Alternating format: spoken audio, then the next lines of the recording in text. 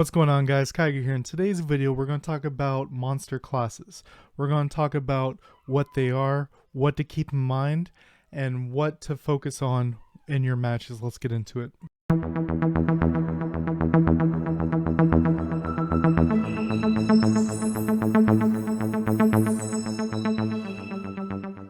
Alright guys, so on the bottom of the screen, you'll see each of these monsters has a little indicator of their class in the top right hand corner.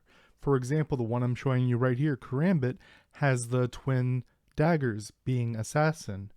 Then for example, Wusa has the cross being support, and Theomars has a bow and arrow meaning archer. We're going to talk about what these mean and what to keep in mind, because not all aspects of the game can you control your monsters. So it's important to know what they do on auto without you having to touch anything. Let's show you over here. So these are in game right here. I have these on my Discord server, as well as other things like where to get Devilmon, attack speed breakpoints to hit to get 1 attack per second, 1.5 attacks per second, 3 attacks per second, all the current codes, things like that, on my Discord link down below. But if we take a look, the first bullet point or two, they kind of tell you what these classes can do, and the third bullet point, which is the one that I really care about, tells you what they do on their own. For example, Knights, we see Knights are the tanks. They're the front line with high defense and survivability. They also protect allies using various methods such as provoke, recovery, beneficial effects, and more. You can see that with all the tanks that we have in the game. Last but not least, it tells you what the AI does. You ever feel like your monster does some weird stuff on the side just on its AI? These things right here tells you what it does. So Knights charge to the nearest enemy. So if you're in Brawl or Arena or anything, they're always going to charge the nearest enemy and do what they do. Obviously in PvE, you can do the focus and make them attack who you attack, but you have to attack something for that to happen. So in between that time that you're attacking something, they're already going to start to be doing this. In PvP game modes, it doesn't always allow you to choose target my target. So these are important things to keep in mind. Then we have Warrior, adapt at fighting many. This is your bruiser. Adapt at fighting many enemies at once in melee combat with high HP and well-balanced stats. You'll see this with Monkey King, things like that. Strikes a number of enemies with AoE attacks, applies harmful effects to a wide area. As I said, Monkey King, you can definitely see that. And then last but not least, fights the enemy that attacks or threatens itself. So he will do what the knight does and kind of go after the front guy, but if a ranged unit hits him, then he will attack the last thing that hit him. You can make this kind of kiting with Orbia or Kina. This will be important as we get to some of the other classes.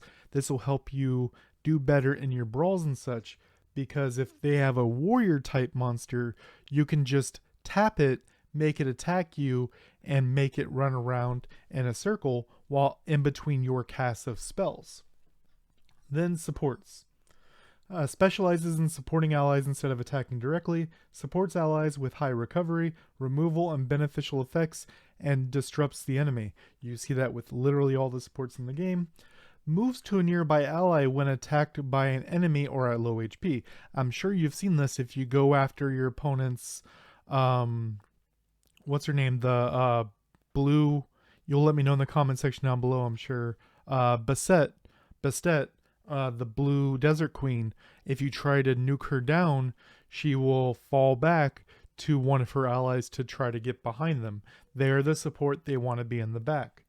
This, you'll also see it with Shannon, things like that. We have the other three right here. Mage, this would be Sekhmet, our new banner. Neutralizes a number of enemies from a long range of powerful spells, deals great damage to a number of enemies, or neutralizes spells to gain advantage. As I said, this 2AT is Sekhmet. Moves to a safer location to cast spells when an enemy approaches or upon taking damage. So while the support says when they go after them, they go to an ally. So if you have something like a Tion on the board, your support, if they're getting hit, they're going to hide behind the Tion. Whereas a mage, if they're getting attacked, they're not going to care where the Tion or whatnot is. They're just going to get away. So that is important. So if you put yourself between, let's say, the Tion and the mage will run away from the Tion. So when the Tion tries to revive or heal, the mage will not be affected by that heal, allowing you to do some interesting things and move people around. Archer and Assassin are going to be some of the bigger ones, so let's jump into those. Archer takes damage from enemies from takes down the enemy from a long range with their extensive attack range. I'm sure you've seen from Theomars. Deals great damage to a single target or applies harmful effects to reduce its battle ability. You'll see this from the red Tessarian, the red Ifrit. This has been a big bane for Cleefs because he will do big damage and then apply Oblivion, which stops Endure from happening from either their black weapon or their passive. Attacks the enemy support first and maintains distance from the enemy with deft movement. So if your opponent has, let's say, a Chloe and someone with good movement, such as Sekhmet, Karambit, an Archer, Tessarian, or Theomars, he's going to attack that Chloe and try to be away from that Karambit. So he will try to move in that direction. Which brings us to Assassins, which is very clear archers really care about Assassins, as we'll see. Eliminates the most threatening target with powerful single target damage and harmful effects.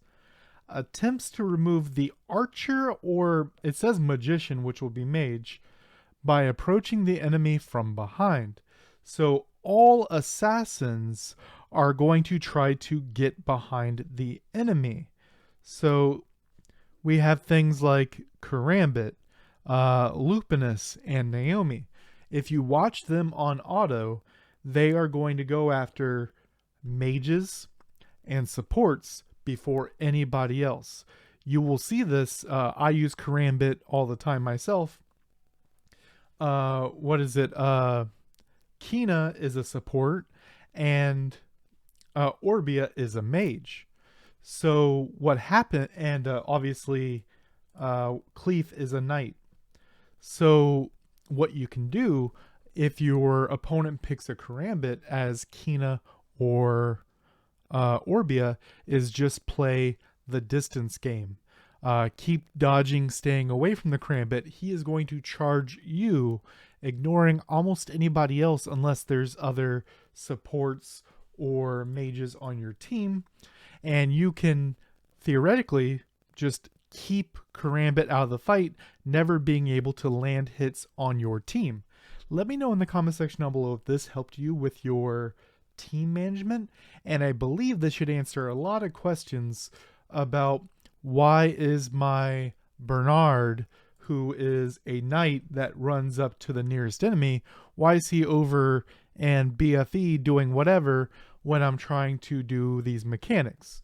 Let me know in the comment section down below if this helped you. And like I said, you can find these things in my Discord, link down below. Till next time, guys.